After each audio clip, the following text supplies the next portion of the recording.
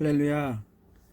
아직 날씨는 쌀쌀하지만 봄의 시작을 알리는 가정의 달 5월입니다. 행사들이 많은 5월달인데 올해는 조용히 지나갈 것 같습니다. 행동의 제약들이 많지만 사랑하는 가족들과 함께 얼굴 붉히는 일들보다 의미 있는 추억들을 많이 만들어가면 좋을 것 같습니다. 슬프고 어두운 이야기들로 가득한 이 시기에 물리적 거리를 둘 필요가 없는 가족이 있음에 감사하며 따뜻하고 행복한 5월을 보내시기 바랍니다. 오늘은 어린이 주일입니다. 어린이들이 가장 즐거워해야 할 시즌인데 학교에 가지도 못하고 친구들도 만나지 못하고 있습니다. 그리고 학교가 아닌 집에서 온라인 수업을 하고 있습니다. 어른들은 그렇다 치더라도 친구들과 마음껏 뛰어놀아야 할 아이들이 집에만 갇혀 있어 안쓰럽기만 합니다. 가슴을 펴야 할 아이들이 정서적으로 주눅 들어 있는 것 같아 너무 속상합니다. 팬데믹 기간 동안 어른들도 아이들과 같이 뒹구느라 지쳐 있지만 집에서 머무는 아이들과 함께 교회 웹사이트에 공지된 말씀 기도 달력을 보며 같이 말씀도 읽고 함께 기도하며 정신적으로 건강해지고 영적으로 풍성해지는 가정의 달이 되기를 소망합니다. 예루살렘으로 향하던 예수는 제자들과 함께 요단강 건너편 마을에 도착합니다. 예수는 그곳에서도 몰려드는 무리들을 향해 복음을 전합니다. 예수의 복음을 들으며 즐거워하는 사람들도 있었고, 동시에 어떻게 하면 예수의 말에 꼬투리를 잡을까 하며 이슈가 될 이야기로 질문하는 종교 지도자들도 예수 주변에 있었습니다. 예수는 능숙하게 꼬리가 잡힐 그 질문들을 지혜롭게 대답하며 그들의 함정을 이리저리 피해갔습니다. 그리고 질문과 질문 사이에 잠깐의 짬을 이용해 말씀의 능력을 경험한 사람들이 자녀들을 데리고 예수 앞으로 나오는 장면이 오늘 본문의 내용입니다. 아이들이 아파서 문제가 있어서 고침받기 위해, 치료받기 위해 예수 앞으로 오는 게 아니라 단지 예수의 만져주심을 기대하며 나왔습니다. 당시에 랍비가 아이들을 축복하는 전통이 있었다는 것을 고려해 보면 예수 주변에 모여든 사람들도 그러한 전통에 따라 선생 중에 선생으로 생각하는 예수께 아이들이 축복받기를 원했을 것입니다. 지금도 목회자에게 축복 기도를 받기 위해 자녀들을 데리고 나오는 것을 보면 자녀들이 복받기 원하는 부모의 마음은 그때나 지금이나 별반 달라 보이지 않습니다. 제자들은 아이들을 데리고 만져주기를 바라며 예수 앞에 나오는 부모들을 지켜봅니다. 그리고 제자들의 행동은 이 부모들의 행동을 제재하고 더 나아가 그들의 태도를 꾸짖습니다. 13절입니다. 사람들이 예수께서 만져주심을 바라고 어린 아이들을 데리고 오매 제자들이 꾸짖거늘 부모들은 능력의 선생이신 예수에게 특별한 것을 요구하는 게 아니라 자녀를 만져주기 바라며 나왔을 뿐입니다. 그런데 왜 제자들은 민감하게 반응하며 그들을 꾸짖었을까요? 꾸짖었다라는 자체도 그나마 순화된 표현입니다.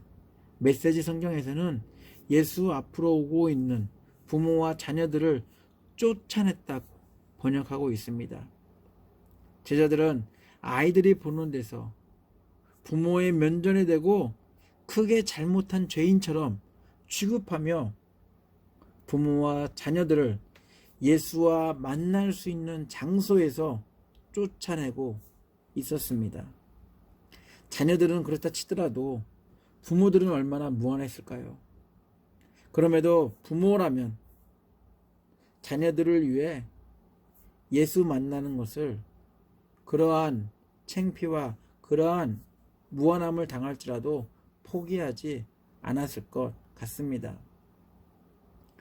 부모들과 제자들이 서로 실랑이를 벌이는 장면을 한번 상상해 보았습니다. 그러면서 제자들의 태도에 대해 의문이 생깁니다. 제자들이 아이들을 축복해 주는 것도 아니고 제자들에게 부탁하는 것도 아닌데 왜 제자들은 이런 행동을 했을까요?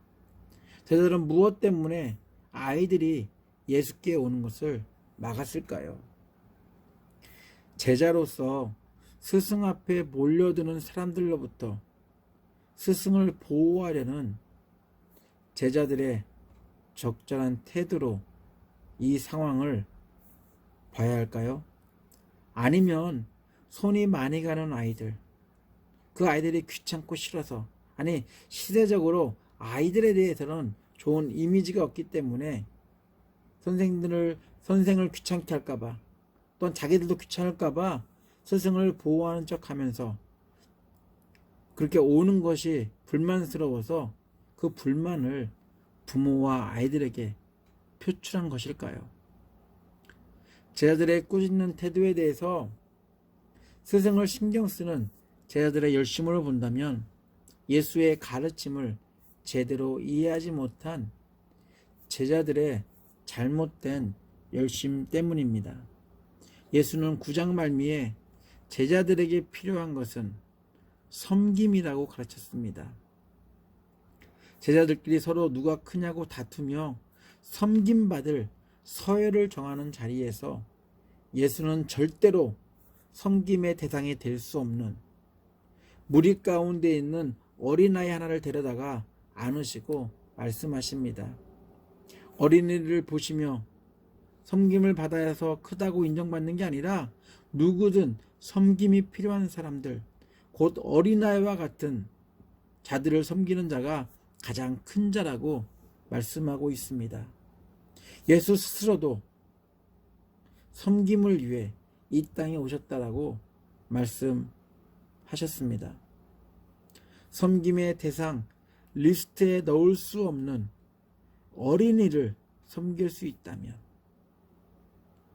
세상에서 소외당하고 세상에서 멸시당하고 세상에서 무시당하는 이 어린이를 섬길 수 있다면 바로 그 사람은 하나님을 섬길 수 있는 제자라고 예수님은 어린아이를 통해서 그 이야기를 설명하고 있습니다.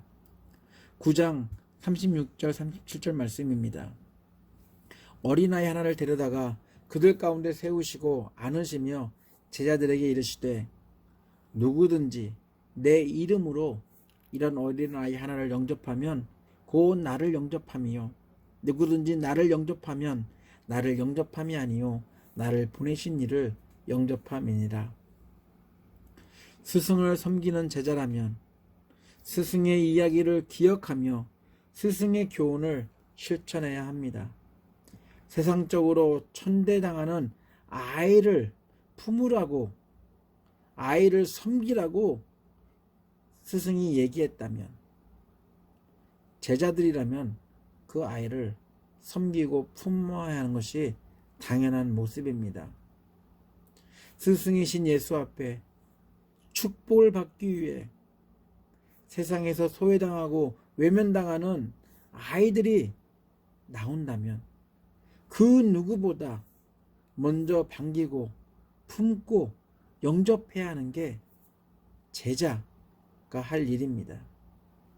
그러나 스승을 보호한다는 이유로 스승에게 안전거리를 확보해야 한다는 명목으로 스승의 가르침을 잘못 적용하고 있는 이 제자들의 모습, 분명히 이러한 모습 때문에 아이들은 상처를 받았을 것입니다. 제자들은 스승을 보호한다고 했지만 사회적 기피 대상인 아이들, 그 아이들이 예수 앞에 오는 것, 아니 자기들의 무리 안으로 들어오는다는 사실이 무척이나 싫었던 것 같습니다. 당시 아이들은 지금처럼 최소한 자기 이름이라도 불리는 시대가 아니었습니다. 예전에 기억나시죠?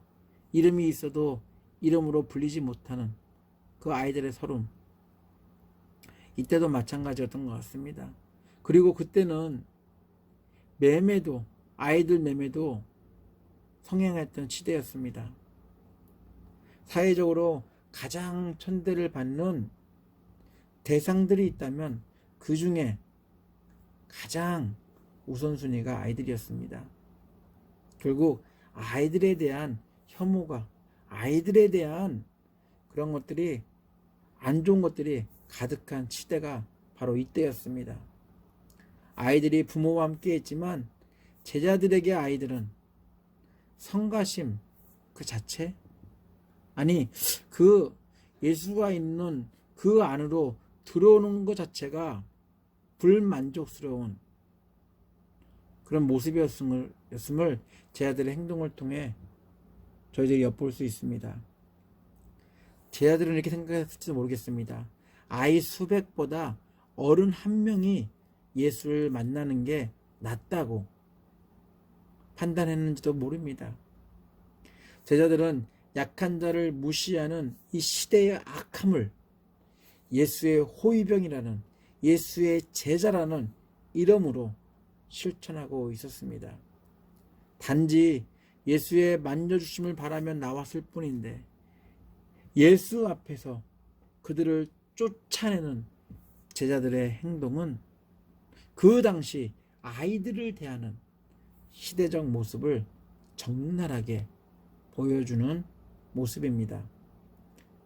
그리고 이러한 제자들의 행동 때문에 스승을 보호하는 제자들의 열심으로 아이들이 상처를 받았다면, 또한 아이들이라는 이유 때문에 멸시당하는, 아이라는 이유 때문에 싫어하는 그 시대적 아픔을 예수의 제자들을 통해서 다시 듣게 되고 보게 됨으로써 아이들은 다시 한번 상처를 받게 되었을 것입니다. 한 번의 말로 두 번이나 아이들에게 상처를 준 제자들의 태도는 몇 시간 전에 가르쳐준 예수의 가르침을 저버린 행동이면서 동시에 여전히 세상의 악한 가치관을 가지고 소외된 사람들에게 다가가려는 복음의 의미를 퇴색시키는 그런 모습들입니다. 제자들은 예수의 말씀은 완벽하게 까먹고 여전히 세상 가치관으로 사람들을 바라보았습니다. 특별히 섬김이 필요한 아이들을 멸시와 무시의 눈으로 바라보았습니다. 제자들은 스승을 보호한다고 자처하면서 스승의 말을 무시하고 무의식 중에 잠재해 있던 죄인의 성품을 예수의 제자라는 완장에 힘입어 대놓고 힘없는 사람들을 멸시하는 행동을 부끄럼 없이 하고 있었습니다. 예수가 뭐라 했든 제자들에게 아이들은 여전히 깔보고 업신여겨야 하는 대상이었습니다. 예수는 분명히 아이들을 섬기듯이 섬기는 제자들이 되어야 한다고 말씀하셨음에도 불구하고 제자들은 예수의 말씀을 깨닫지도 못했고 또한 섬김의 대상도 모르고 있었습니다. 진짜 보잘것없고 어리다는 이유 때문에 언약적 백성의 자격에도 들지 않는 이 아이들을 섬길 때 하나님의 아들이심에도 불구하고 아주 초라한 모습으로 이 땅에 오신 예수를 섬길 수 있는 겸손한 제자들이 될 수 있다라고 말씀하는 이 예수의 제자도를 제자들은 여전히 깨닫지 못했습니다. 복음의 의미를 저버린 이 제자들은 품어주고 섬겨줘야 할 대상들을 향해서 오지 말라고, 우리와 같이 할 수 없다라고, 우리의 그룹 안에 들어올 수 없다라고, 세상에서도 구박당하고 멸시당했는데 심지어 복음을 전하는 그 자리에서까지도 그들을 멸시하고 그들을 꾸짖으며 쫓아내고 있었다는 사실, 분명히 이 사실은 너무나 아픈 모습이기도 합니다. 사회에서 인정받지 못하는 사각지대에 있는 아이들은 아무런 힘도 없고 이성도 부족해 보입니다. 그리고 부모들의 도움이 없으면 어느 것 하나 제대로 할 수 없어 보입니다. 어른들이 보기에는 당연히 초라해 보이고 어디에도 쓸모가 없어 보입니다. 그렇다면 사회적으로도 그 어린이들은 아주 하찮은 존재로 취급받았다는 것은 당연한 이야기입니다.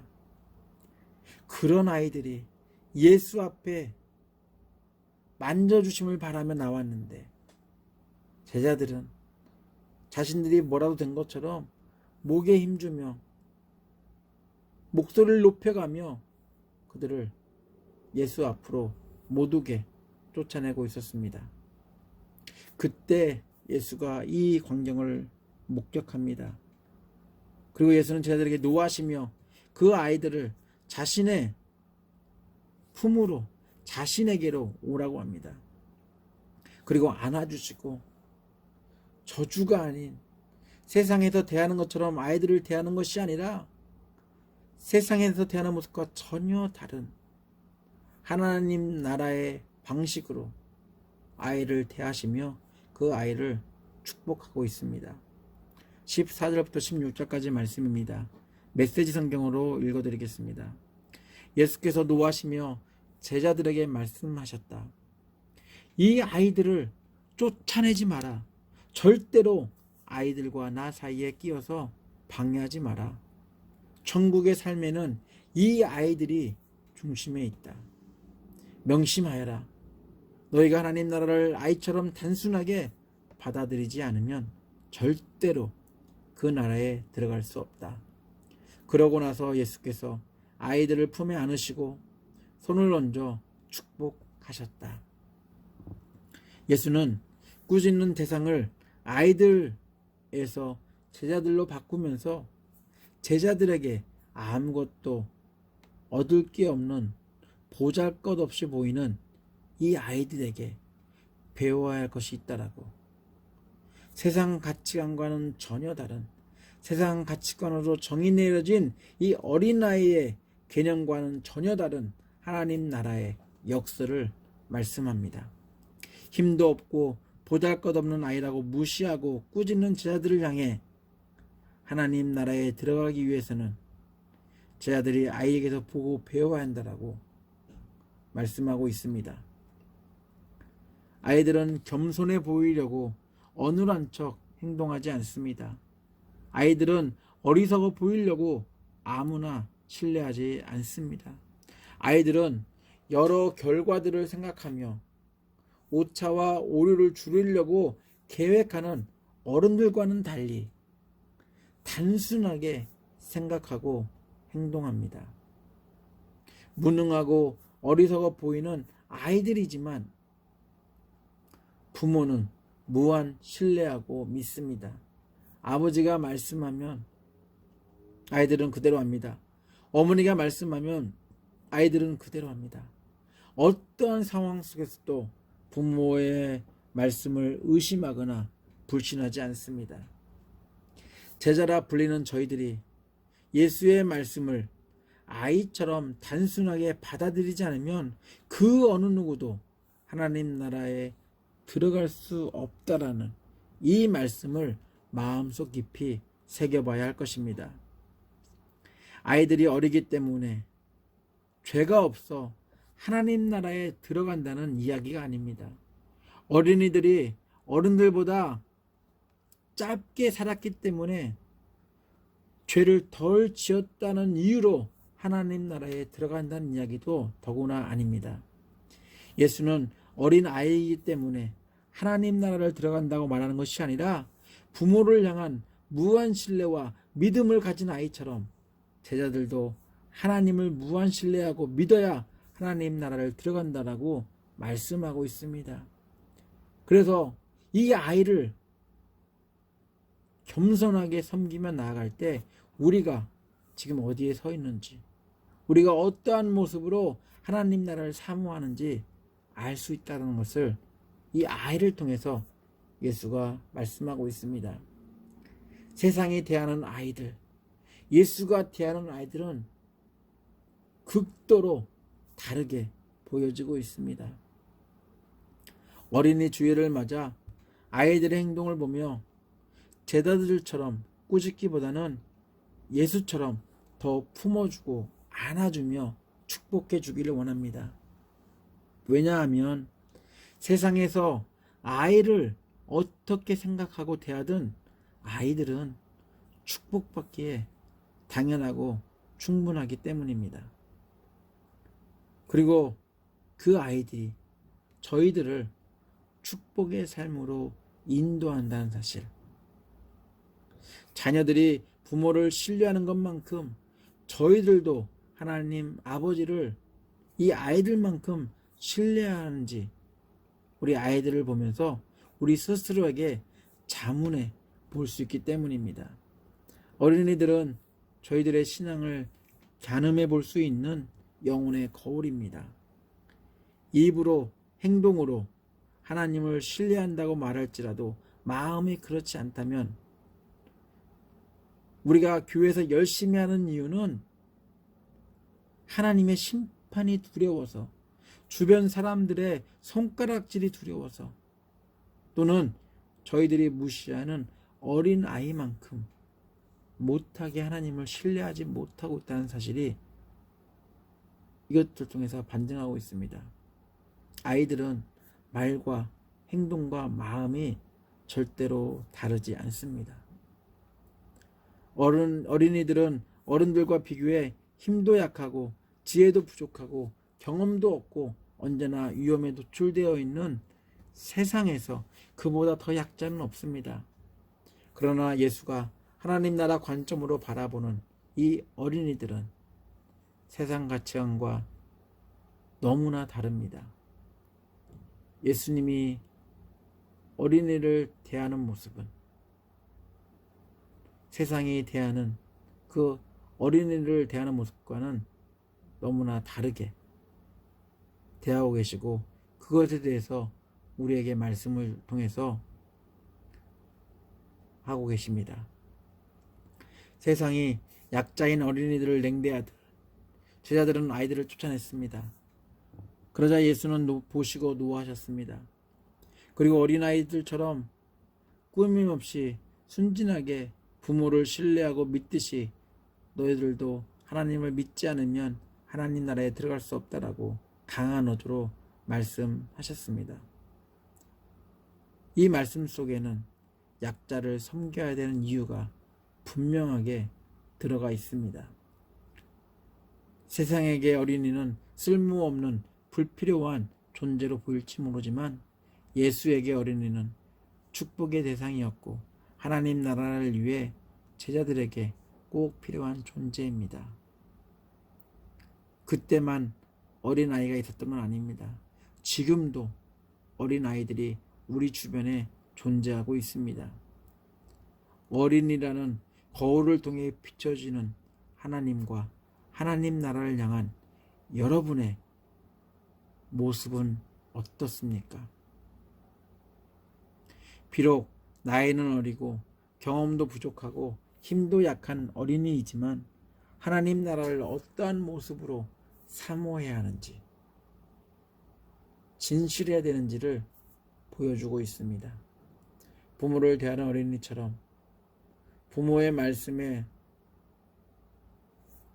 무조건 행동하는 어린이들처럼 하나님만을 무한 신뢰하고 믿는 성도님들이 되시기를 축원합니다. 저희들이 어린이들을 보며 신앙의 올바른 길을 걸어간다면 후에 어린이들이 커서 멋진 신앙 여정을 걸어오신 어른들을 통해 보고 배운 하나님만을 신뢰하는 축복의 삶을 대를 이어 이어갈 것입니다. 기도하겠습니다.